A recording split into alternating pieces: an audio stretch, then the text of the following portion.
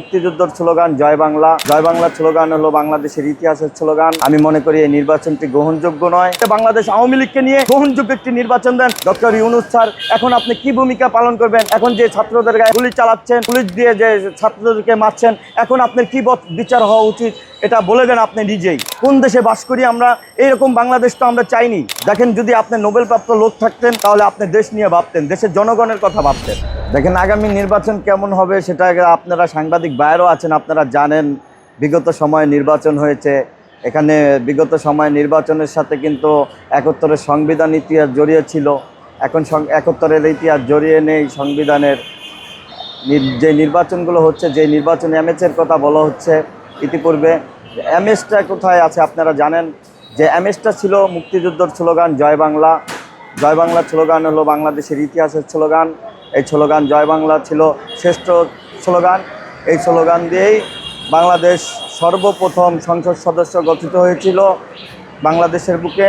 দেখেন, এখন বর্তমানে এমন একটা প্রেক্ষাপটে দাঁড়িয়েছে বাংলাদেশ।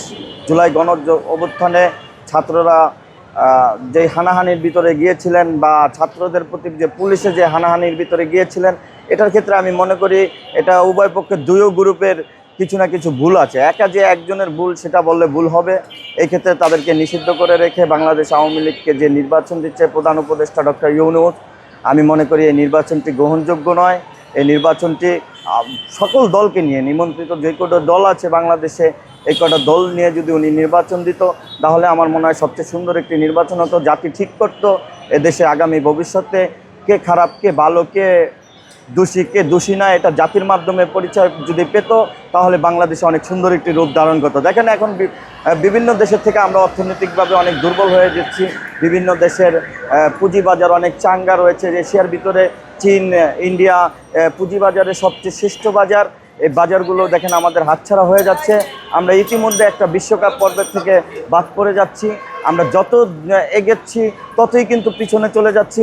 যদি তারা এত শক্তিশালী একটি দল, তাদেরকে যদি এই রাজনীতিতে আবার নতুন করে যারা অন্যায় করেছে তাদেরকে ছাড়াই যদি নতুন করে দলটি গুছিয়ে নিয়ে এসে নির্বাচনে অংশগ্রহণ করতে দিত, তাহলে আমার মনে হয় যে অর্থনৈতিক সুতা, ওটা সেটা, গার্মেন্টস ফ্যাক্টরির যেসব সংকট রয়েছে এগুলো মনে হয় কেটে যেত। দেখেন, প্রধান উপদেষ্টা ডক্টর ইউনূস উনি কিন্তু সব জানেন, জানেন উনি এখন বর্তমানে পুতুলের মতো বসে আছেন, কিছু বলতেছেন না। কালকে দেখেন একটা ঘটনা ঘটেছে। এই প্রেক্ষাপটেই আমরা বুঝি যে জুলাই যোদ্ধাদের উপরে এরকমই ঘটনা ঘটেছিল। দেখেন, জুলাই যোদ্ধারা যখন একটা ব্যারিকেড ছিল, তখন ব্যারিকেডটা ভেঙে যখন ভিতরে ঢুকে গেছে, তখন কিন্তু পুলিশ তাদেরকে বাধা দেওয়ার চেষ্টা করছে।